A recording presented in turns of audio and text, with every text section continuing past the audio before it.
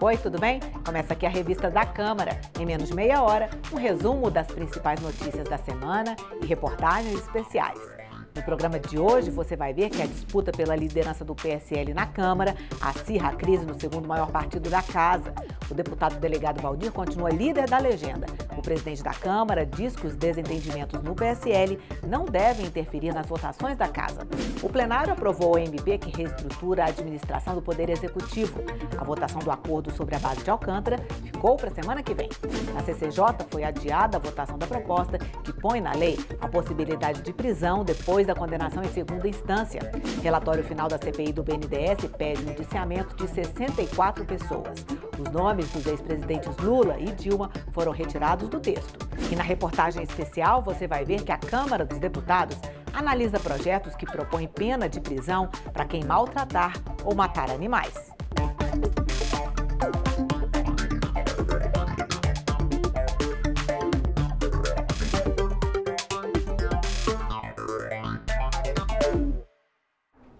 Na semana que passou, uma disputa acirrada envolveu o segundo maior partido da Casa, o PSL. A Secretaria-Geral da Mesa confirmou que o deputado delegado Valdir continua sendo o líder da legenda do presidente Jair Bolsonaro.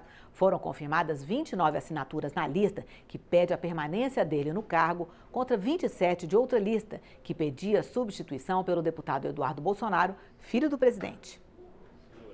7 meses e meio depois de empossar 54 deputados, a segunda maior bancada eleita para a Câmara nas últimas eleições, o PSL tornou oficial a divisão do partido.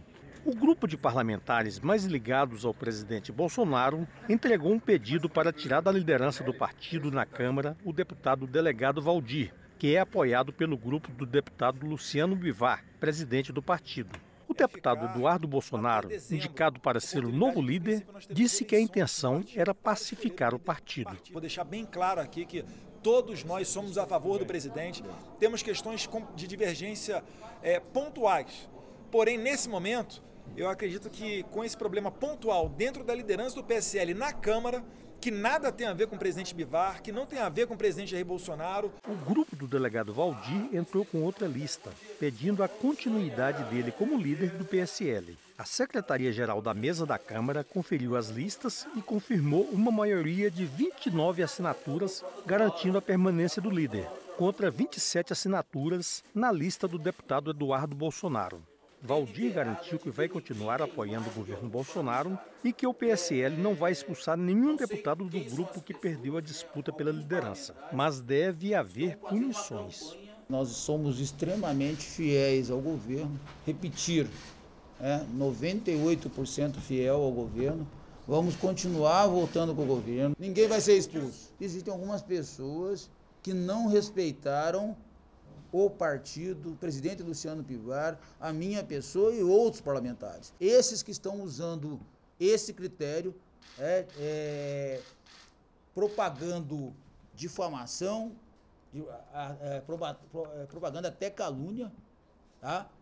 Essas pessoas, na verdade, sofrerão as sanções legais. Mas o deputado Vitor Hugo, que ocupa a posição de líder do governo na Câmara, garante que a disputa ainda não terminou.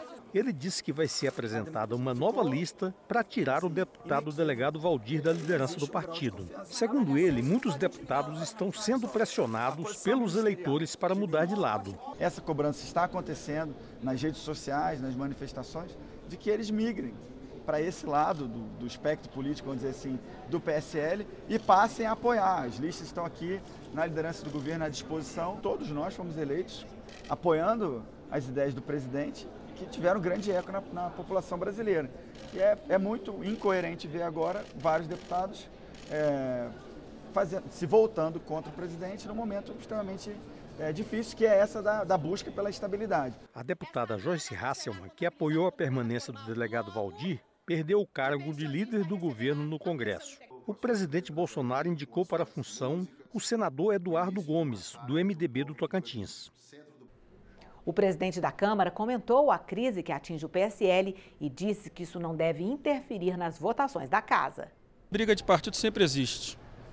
Não é que seja natural, mas acontece. Briga por espaço político, por poder, né? Tudo isso, ainda mais num partido novo, que eu digo com muitos deputados novos, né, que tem eleições que foram construídas de forma completamente divergente, gera um atrito, vai se gerar uma solução. O que nós não podemos é deixar que a crise do PSL contamine o plenário da Câmara dos Deputados. E o plenário aprovou a medida provisória que reestrutura a administração do Poder Executivo, extinguindo órgãos e redistribuindo atribuições entre os ministérios. A votação do acordo sobre a base de Alcântara ficou para a semana que vem. O repórter Santiago Delap acompanhou.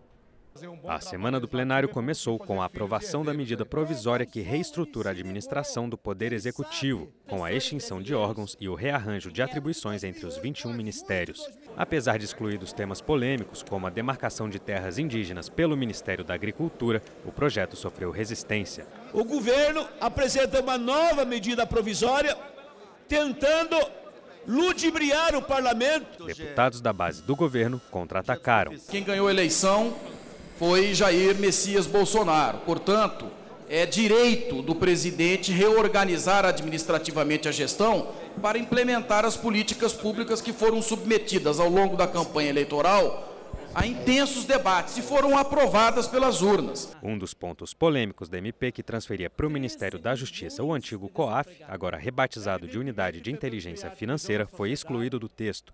Depois de passar pela Câmara, a medida provisória seguiu para o Senado, onde foi aprovada na quarta-feira, data em que ela perdia a validade. Agora o texto segue para a sanção presidencial. Ainda na quarta-feira, a Câmara aprovou o projeto de lei que assegura o direito à permanência de construções na faixa não edificável junto às rodovias, possibilitando a redução dessas faixas por meio de lei municipal ou distrital. Mas o debate que dominou o plenário foi o projeto de decreto legislativo que contém o acordo assinado entre Brasil e Estados Unidos de salvaguardas tecnológicas para o lançamento de satélites a partir da base de Alcântara, no Maranhão. Leiam o acordo. Estabelece que áreas restritas, por exemplo, se o presidente da Câmara ou o presidente do Brasil quiser visitar Alcântara, só entrará se os Estados Unidos permitir. Se eles quiserem trazer ogivas nucleares ou outros materiais radioativos, eles só informarão ao governo brasileiro se quiserem. Alcântara está esperando, o gasto anual de Alcântara são 50 milhões e a gente precisa avançar. Precisa avançar para a gente entrar no mercado bilionário. Depois de muita obstrução, os deputados fizeram acordo para encerrar a discussão e colocar o projeto como o primeiro ponto da pauta do plenário na próxima terça-feira. E a semana terminou com a aprovação do projeto de lei que define as responsabilidades do poder público no apoio às atividades das mulheres marisqueiras, texto que agora segue para a sanção presidencial. A implantação da política proposta no projeto é um primeiro passo para tornar essas trabalhadoras socialmente, economicamente menos expostas. Os presidentes da Câmara dos Deputados, Rodrigo Maia, e do Senado, Davi Alcolumbre, se reuniram com o ministro da Economia, Paulo Guedes, para discutir a reforma tributária e a proposta de emenda à Constituição que limita o crescimento de despesas obrigatórias, regulamenta a regra de ouro e institui um plano de revisão de despesas da União. Essas são prioridades na pauta do Congresso. Vamos trabalhar pela comissão mista da reforma tributária e vamos organizar a PEC dos gatilhos dos gastos públicos, da regra de ouro e administrativa, para que cada uma comece numa casa, né? E depois, além da PEC, tem muitos projetos de lei que podem começar de forma invertida em cada uma das casas, até para dar celeridade à organização da administração pública brasileira. O setor produtivo é parte do sistema, mas precisa entender que há uma distorção muito grande, onde alguns setores hoje não pagam imposto no Brasil e outros pagam demais. E todos esses setores foram muito patrióticos na reforma da Previdência porque não foram atingidos. Então agora é normal que com o sistema tributário novo, né, com a simplificação do sistema, que se transfira a carga tributária. Quem não paga passa a pagar e quem paga muito vai pagar de forma equilibrada menos. É isso que a gente precisa. A gente não pode ter um sistema tributário como um sistema previdenciário que atende a interesses particulares. Aqueles que não pagam imposto precisam pagar imposto. Câmara discute o projeto que privatiza o serviço de saneamento básico. Na semana do Dia do Professor, deputados discutem como valorizar os profissionais da educação. Veja o que foi notícia nas comissões na semana que passou, começando pela CCJ, que adiou a votação da proposta que põe na lei a possibilidade de condenação em segunda instância. O presidente da CCJ suspendeu a reunião devido à ordem do dia do plenário da Casa. Partidos de oposição, como PT e PSOL, obstruíram a sessão. É uma matéria não só controversa, ela é uma matéria que altera a Constituição Federal em cláusula pétrea. Ela, portanto, é flagrantemente inconstitucional. Outras siglas como PSB, PROS, Republicanos e PL também obstruíram a sessão. A nossa medida não visa confrontar o Supremo, visa resolver uma questão que existe uma dúvida e uma insegurança no nosso país sobre esse tema que é tão delicado. Eu acredito que nós não podemos mais deixar os debates importantes do Brasil, principalmente no campo jurídico, apenas para os demais poderes. Muitos vêm falar que isso não vai beneficiar 190 mil presos, só vai beneficiar 85 mil presos. Mentira! Poucos os processos que chegam aos tribunais superiores. De cada 1000 nas varas estaduais, apenas 14 chegam no STJ e uma chega no STF. Vamos ver qual é a decisão que o Supremo vai tomar, se vai manter a posição atual, se vai mudar, em que condições que muda, se mudar. Eu acho que o nosso papel é sempre gerar equilíbrio e harmonia, por mais que muitas vezes seja polêmico. Pelo menos 35 milhões de brasileiros ainda não recebem água tratada nas residências e perto de 100 milhões não dispõem de saneamento básico. O marco regulatório do saneamento básico, aprovado no início de junho no Senado, pretende reverter esse quadro com a privatização do serviço. O projeto também dá prazo até 2 de agosto de 2021 para as capitais e municípios das regiões metropolitanas acabarem com os seus lixões. O marco legal do saneamento foi tema de um debate aqui na Câmara, promovido pela Comissão Especial do Marco Regulatório e pela Comissão de Legislação Participativa. Não é contraditório a presença privada no processo do marco regulatório. O que não dá é entregar à iniciativa privada, porque ao entregar, nós sabemos qual é a fatia que ele vai pegar. Só filé mignon e as demais carne de pescoço ficam para o ente público para administrar. Nós temos que, no nosso marco, criar uma sensação de segurança, com uma boa regulação e, acima de tudo, atrair os investimentos da iniciativa privada para que a gente alcance a meta de universalizar o saneamento básico no Brasil até 2033, conforme determina o Plano SAB, que é o Plano de Saneamento Brasileiro. A Comissão de Educação realizou o seminário para promover um debate e reflexão sobre as necessárias políticas que precisam ser implementadas para a valorização dos profissionais da educação. Nós temos mais de 2,5 milhões de professores, dos quais uma parcela já está em vias de aposentadoria, uma outra parcela precisa ser adicionada a isso para cumprir com as metas do Plano Nacional de Educação. Enquanto a carreira do professor não foi exatamente atrativa, nós vamos ter na escola os estudantes que amam os seus professores, mas não optam por tê-los como referência na carreira profissional. No Brasil, existem 30 milhões de animais vagando pelas ruas. Esses bichinhos enfrentam outro problema além do abandono, os maus tratos. Para tentar combater esse tipo de crueldade, a Câmara dos Deputados analisa 2 projetos. Um deles propõe pena de prisão para quem maltratar ou matar um animal. A reportagem é de Aline Machado. Ele foi abandonado na mudança, os donos mudaram de lá e deixaram ele para trás. Aí ele me ligou e falou, Lucimal, o caso do Bolinha é grave, a uretra dele já está para fora. Tinha aproximadamente já 10 dias que ele estava naquela situação. Os dentes dele são todos cerrados. Tem pessoas que fazem isso, que é para o animal não ter que roer as coisas dentro de casa. Depois que a gente trouxe ele para casa, aí foi só ele perdendo o medo, porque quando passava com a vassoura perto dele, ele encolhia no canto. Pode não parecer, mas Bolinha é um sortudo. Foi resgatado pelo programa brasiliense Acalanto e não faz mais parte das estatísticas. Esse bichinho que já passou por poucas e poucas.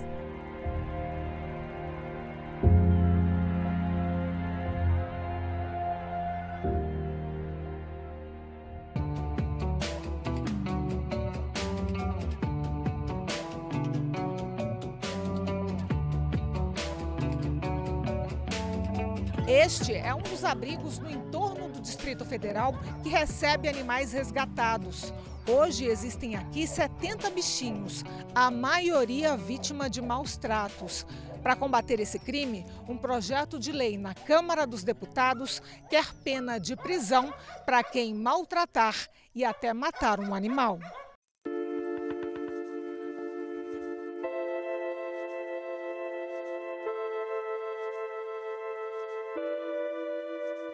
A enfermeira que cuida dos animais abrigados prefere não se identificar, com medo de retaliação. Ela se diz marcada por um caso em particular que denunciou. A gente recebeu o pedido de ajuda, socorro do animal que tinha sido agredido, né, pelo seu responsável, estrangulamento, relatos de que ele estava batendo, jogando contra a parede, né? E essas agressões já eram coisa recorrente, né? Assim, os vizinhos relatavam que era constante esses barulhos de agressão com o animalzinho. Se identificaram que era realmente uma agressão por conta do barulho que ele fazia, que era muito forte, de desespero.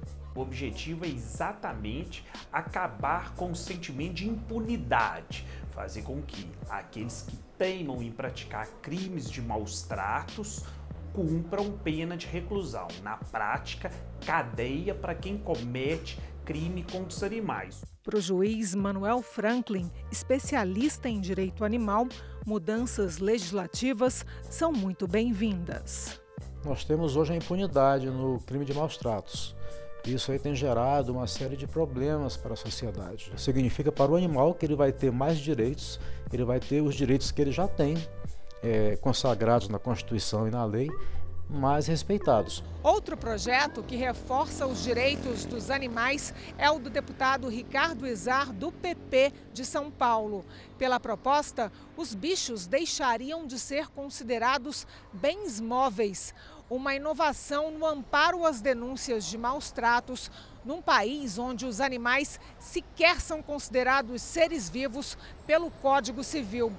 Como o projeto foi modificado no Senado, agora o texto volta à Câmara. Os senadores aprovaram 3 emendas liberando algumas atividades com os animais, para a produção agrícola, para a pesquisa e para tarefas desportivas e manifestações culturais, como o hipismo, o rodeio e as vaquejadas. A lei de maus tratos sempre existiu e nunca alterou a vaquejada, nunca alterou a pecuária, inclusive a pecuária, assim como a vaquejada, elas têm proteção constitucional. Então não ia ser um pequeno aumento de pena que iria afetar o agronegócio, que iria afetar a vaquejada, o rodeio. Ele não sofre nenhuma crueldade, ao contrário, as regras desses esportes, dessas atividades culturais, são extremamente rigorosas. É razoável demais as emendas apresentadas pelos senadores para não acabar com essas atividades que são importantes para a economia. Em especial, os rodeios e as vaquejadas geram milhares de empregos.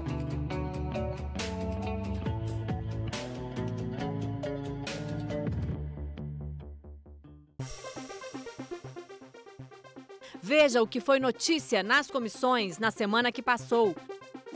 A CPI do BNDES se reuniu para votar o relatório do deputado Altineu Cortes. O parlamentar sugeriu em um primeiro momento o indiciamento de 64 pessoas por supostas irregularidades em financiamentos feitos pelo BNDES a empresas brasileiras entre os anos de 2003 e 2015. Na reunião, o deputado alterou o relatório e retirou o nome de 11 pessoas, entre elas os ex-presidentes Lula e Dilma Rousseff e do ex-ministro da Agricultura, Roberto Rodrigues.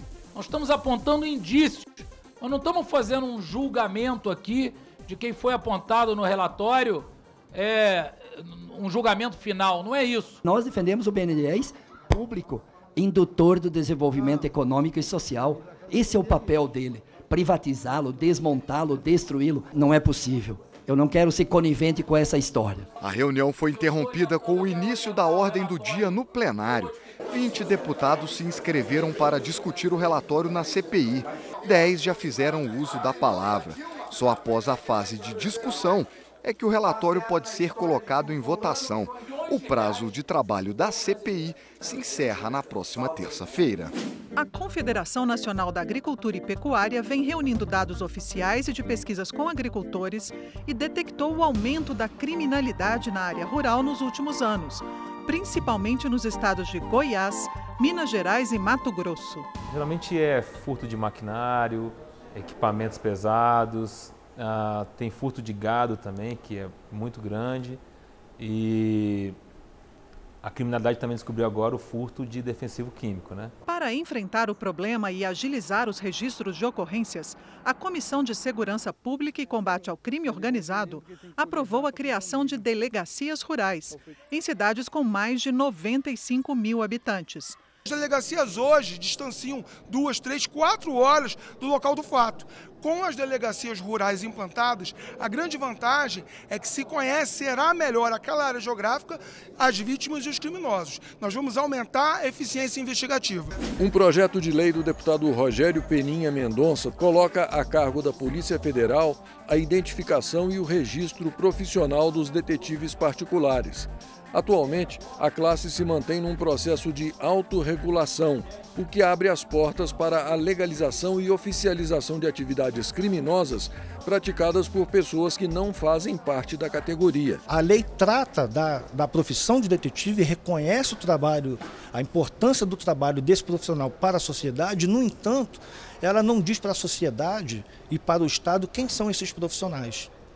Então, o PL 9323 vem corrigir essa falha. Dá mais tranquilidade para aquele cliente do detetive, né? Saber que esse profissional está devidamente registrado na Polícia Federal, que tem uma instância superior da área de segurança também, que diz, olha, esse é um profissional devidamente registrado e que passou por determinados critérios para o registro dessa profissão junto à Polícia Federal.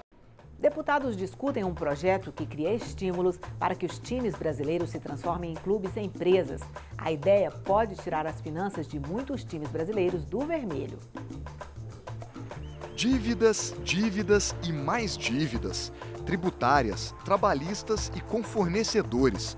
Grandes clubes do país têm gastos altíssimos, muitas vezes descontrolados, a maioria simplesmente não consegue pagar suas contas. O último estudo econômico-financeiro dos clubes de futebol brasileiro, referente a 2019, mostra que o maior devedor é o Botafogo, o segundo maior é o Atlético Mineiro, em terceiro vem o Vasco, em seguida o Palmeiras, o Flamengo, o Grêmio e o Santos em sétimo lugar. É importante lembrar que mesmo com uma dívida alta, os times tentam se organizar para honrar seus compromissos. A pesquisa mostra que no ano passado, o Grêmio conseguiu pagar 80 milhões de reais, o Vasco 36 milhões, o Santos 21 milhões e o Flamengo pagou 12 milhões de reais. O Palmeiras, mesmo sendo um dos times com a maior arrecadação na atualidade, teve o pior desempenho no balanço financeiro de 2018 para 2019. A dívida do clube aumentou 155 milhões de reais. Para tentar melhorar a administração dos clubes, foi apresentado na Câmara um anteprojeto que cria estímulos para os times brasileiros se transformarem em clubes e empresas. A mudança seria opcional. O coordenador das discussões é o deputado Pedro Paulo. Ele quer estabelecer grandes descontos de juros e multas para que os clubes possam quitar todas as dívidas, fazendo um parcelamento curto. Pagamento de 1, 2, 3 parcelas para que possa zerar o endividamento, que é o que acontece, por exemplo, com os grandes times do planeta, que tem dívida zero, porque não entendem que o modelo de endividamento a perder de vista não é algo que atraia um investimento privado. O anteprojeto abre a possibilidade de que atletas que ganhem acima de R$11 mil possam receber por contratos de pessoas jurídicas, sem a necessidade de que o clube assine a carteira do profissional. A carga trabalhista inviabiliza muitas vezes, você tem um jogador de futebol ganhando 400, 500 mil reais na CLT, isso é complicado para os clubes de futebol hoje pagar, está gerando um passivo muito grande. O projeto também determina que o time de futebol que optar por se transformar em empresa poderá passar a receber recursos provenientes das apostas online. Atualmente, as apostas feitas pelos brasileiros na internet ligadas ao esporte não geram qualquer tipo de retorno para os clubes e nem para o governo. Segundo especialistas, este mecanismo poderia gerar arrecadação superior a 6 bilhões de reais por ano. Mas o deputado Luiz Antônio Teixeira Filho criticou o acesso exclusivo para clubes e empresas ao chamado betting rights, que na tradução livre seria direito pelas apostas. O que o relator Pedro Paulo apresentou, que quem se transformasse em clube e empresa poderia ter arrecadação pelos betting rights e quem não fosse, o clube que optasse a ficar como ele está, como o Flamengo, o Corinthians, o Grêmio, não poderia ter acesso ao betting rights. E aí não é justo, né? O presidente da Federação de Futebol do Rio de Janeiro disse que o projeto, por ser facultativo, não é ruim, mas ele defende que virar clube-empresa não garante o sucesso do time. No Rio de Janeiro, do ano de 2000 até agora, já contamos 33 clubes-empresa, 20 dos quais já desapareceram e deixaram débitos. E no momento temos 13. E esses 13, nenhum deles na principal divisão. O presidente do Flamengo disse que o clube não tem interesse em virar empresa. Ele explica que o time funciona no formato de associação e garante que o planejamento vem sendo bem executado. O Flamengo fez o seu dever de casa, pagou suas contas ao longo dos tempos. O Flamengo está com suas dívidas equacionadas, sendo pagas, as dívidas junto ao Profut. Já o presidente do CSA defendeu o projeto. Ele disse que transformou o time em clube-empresa e conseguiu atrair investidores, dando a eles garantia de retorno. Rafael Tenório explicou que a equipe vive outra realidade depois da mudança. Ascendemos em 4 sequências diretas. Nós não tínhamos série nenhuma, fomos para a Série D em 2016, vice-campeão brasileiro, campeão brasileiro da Série C em 2017, vice-campeão brasileiro da Série B e hoje, 2019, estamos na Série A do futebol brasileiro.